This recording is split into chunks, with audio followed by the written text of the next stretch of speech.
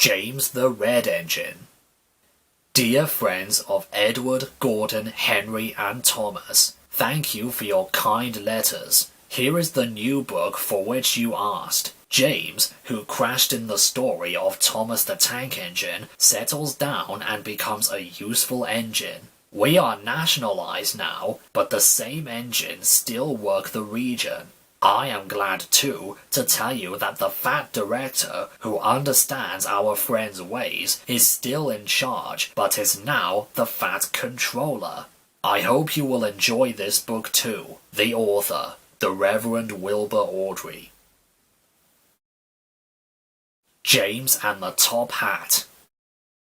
James was a new engine who lived at the station at the end of the line. He had 2 small wheels in front and 6 drive wheels behind. They weren't as big as Gordon's, and they weren't as small as Thomas's. The fat controller told him, "You're a special mixed traffic engine, James. You'll be able to pull coaches or trucks quite easily. But trucks are not easy things to manage, and on his first day they had pushed James down a hill and into a field. He had been ill after that accident, but now he had new brakes and a shining coat of red paint. The fat controller was quite kind to James. The red paint will cheer you up after your accident. You can pull coaches today, and Edward will help you." So James and Edward went together to find the coaches. Edward knew all about coaches and trucks. "Be careful with the trucks, James. They don't like being bumped. Trucks are silly and noisy. They need to be bumped and taught to behave. But coaches will get cross and will pay you out." They took the coaches to the platform and were both coupled on in front. The fat controller, the station master, and some little boys all came to admire James's shining rods and red paint. James was so pleased. "I'm a really splendid engine. I'm so excited, I feel like going whoosh!" James let off steam. The fat controller, the station master, and the guard all jumped, and a shower of water fell on the fat controller's nice new top hat. Then the whistle blew, and James thought they had better go, so they went. "Go on, Edward! Go on, Edward! Don't push! Don't push!" Edward didn't like starting quickly, neither did the coaches. "Don't go so fast! Don't go so fast!"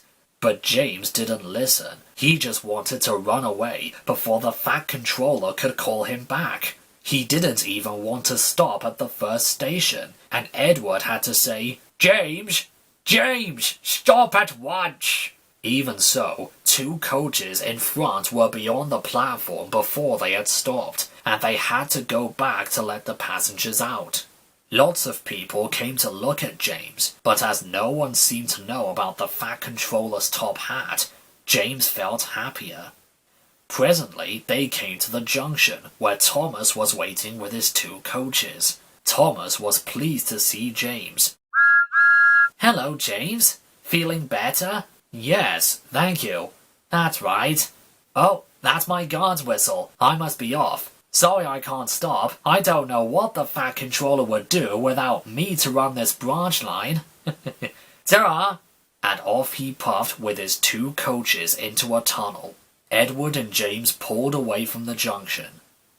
They passed the field where James had his accident. The fence was mended and the cows were back again. James whistled at them, but they paid no attention. On went James and Edward through Edward's station yard, and they started to climb the hill beyond. "It's ever so steep, it's ever so steep." "I've done this before, I've done this before." "It's steep, but we'll do it. It's steep, but we'll do it."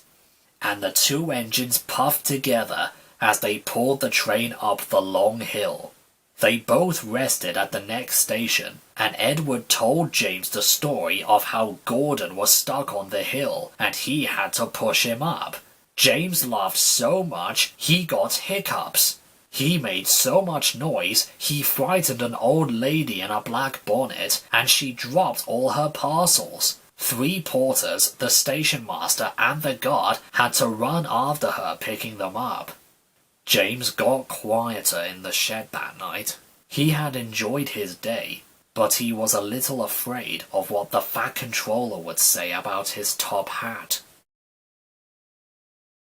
James and the Bootlace. The next morning, the Fat Controller spoke severely to James. "If you can't behave, I shall take away your red coat and have you painted blue, so there." James didn't like that at all, and he was very rough with the coaches as he brought them to the platform. Come along, and the coaches grumbled, "All in good time, all in good time. Now stop grumbling and come on." And James snorted into the station with the coaches grumbling after him. James was cross that morning. Gordon never fetches his own coaches, and he's only painted blue, where a splendid red engine like me should never have to fetch his own coaches. And he puffed and snorted round to the front of the train and backed into it with a rude bump. "Oh, oh, oh, oh, oh, oh," went the coaches. "That was too bad." And no one came near James. He felt very lonely. I'll show them. They think Gordon is the only engine who can pull coaches." Then the guard blew his whistle, and James started off with a tremendous jerk. Come on! And off he went, with the coaches squeaking and groaning. They clattered over the points and out onto the main line. Hurry! The coaches didn't like it. "You're going too fast! And indeed, the coaches were going so fast that they swayed from side to side. James laughed and tried to go faster, but the coaches wouldn't let him. "We're going to stop! And they stopped. James was very worried. He said to his driver, "What's the matter?" "What's the matter? You might as well ask. The brakes are hard on. You've banged the coaches enough to make a leak in anything." The guard and the driver got down and looked at the brake pipes all along the train. At last they found a hole where the rough treatment had made a joint work loose. The guard said, "Well, how shall we mend it?" James's driver thought for a moment. "We'll do it with some newspapers and a leather bootlace." "Where's the bootlace coming from? We haven't got one." "We'll ask the passengers." So the guard made everyone get out. "Has anyone got a leather bootlace, please?" But they all said no, except for one man in a bowler hat named Jeremiah Jobling, who tried to hide his feet. The guard said, "You have a leather bootlace there, I see, sir. Please give it to me." And Jeremiah Jobling said, "No, I won't." "Well, then I'm afraid, sir, I'm very much afraid that this train will have to stop where it is, and it will be all your fault." Then the passengers told Jeremiah Jobling what a mean man he was. And at last he gave them his laces. The driver tied a pat of newspapers tightly around the hole, and James was able to pull the train very gently. But he was a sadder and wiser James, and he took care never to bump coaches again. Troublesome trucks. James didn't see the Fat Controller for several days. He had left James alone in the shed. He was very unhappy. "Oh dear, I won't be ever allowed out anymore. I shall have to stay in this shed for always, and no one will ever see my red coat again." And James began to cry. Just then, the Fat Controller came along. "I see that you're sorry, James. Well, I hope now that you will be a much better engine. You've given me a lot of trouble. People have been laughing about my railway, and I don't like that at all." "I'm very sorry, sir." "Well, that's a good engine. Well done. Now then, I want you to pull some trucks for me, so run along and find them. Very good, sir. And James puffed away happily. Very soon he met a little tank engine. Hello, James. Here are your trucks. Have you got some bootlaces ready? James took no notice and backed down onto the trucks. Oh, no, ow, ow, ow, ow, ow. We want a proper engine, not a red monster. But James backed onto them and started as soon as the guard was ready. At last they saw Gordon's hill ahead. James's driver said, Now look out for trouble, James. We'll go fast and get them up there before they know it. Don't let them stop you. So James went faster, and they were soon halfway up the hill. I'm doing it! I'm doing it! But it was hard work. Then suddenly there was a jerk, and James got to the top easily. I've done it! I've done it! Hurrah! It's easy now! But the driver had shut off steam. Oh, those trucks have done it again, James. We've left our tail behind. Look. Sure enough, the last 10 trucks were running backwards down the hill. The coupling had snapped. But the guard was very brave. Very carefully and very cleverly, he made them stop. Then he got out and walked down the line with his red flag. James backed the other trucks carefully down the hill. Well, no wonder it was easy with 10 trucks running away like that. What silly things trucks are. There might have been an accident.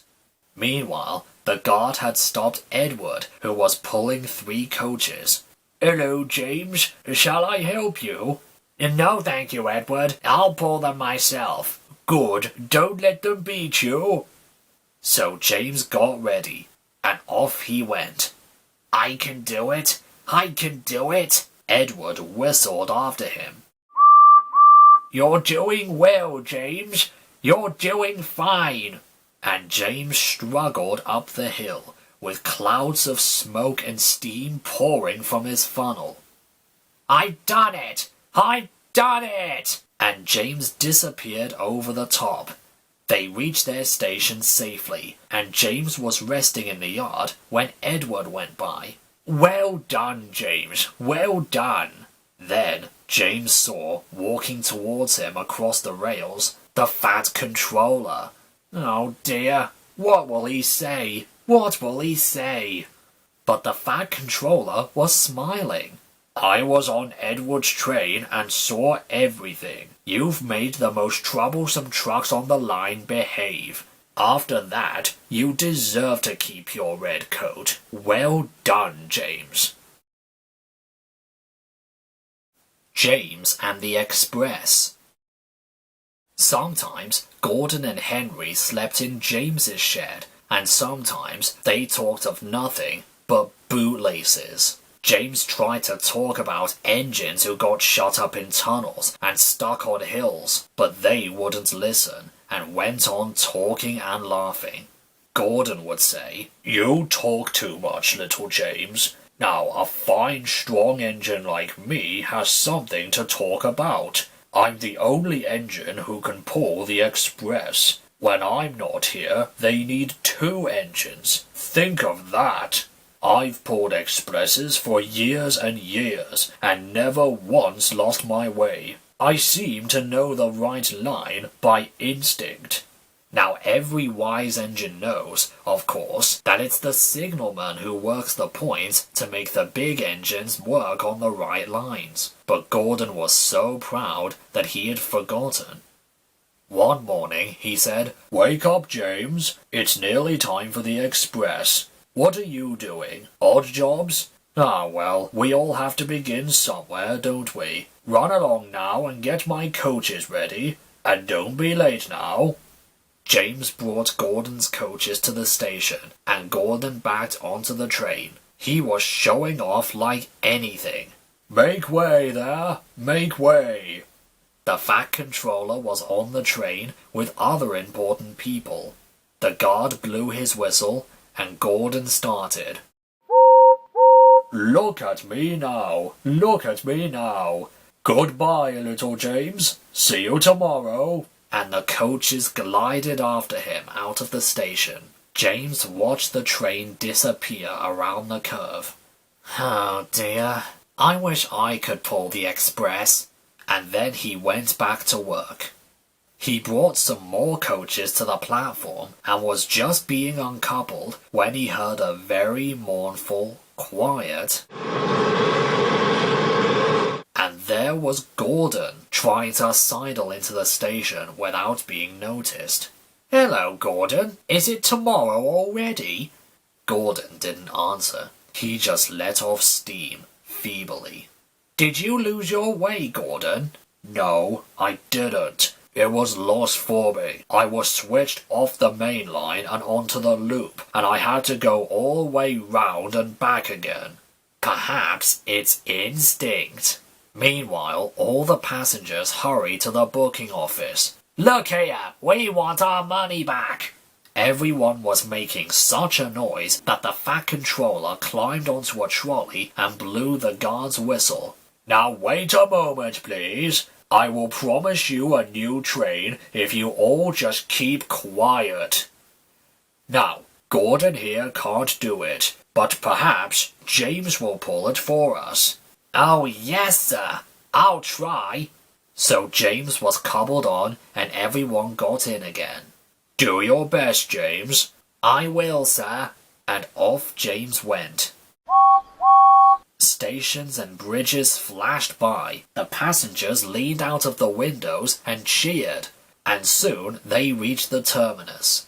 Everyone said thank you to James, and the Fat Controller said, Well done, James. Would you like to pull the express sometimes?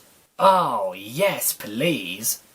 The next day, when James came by, Gordon was pushing trucks in the yard. Oh, hello, James. I like a bit of quiet work for a change. I'm teaching these trucks manners. You did well with those coaches, I hear. Good. We'll show them. And he gave his trucks a bump, and they went, Oh, oh, ow, oh, ow, oh, oh. James and Gordon are now good friends. James sometimes takes the express to give Gordon a rest. Gordon never talks about bootlaces, and James never talks about getting stuck on hills. But they both often talk about trucks and what fun it is making them go, Ow, ow, oh, ow, oh, ow, oh, oh.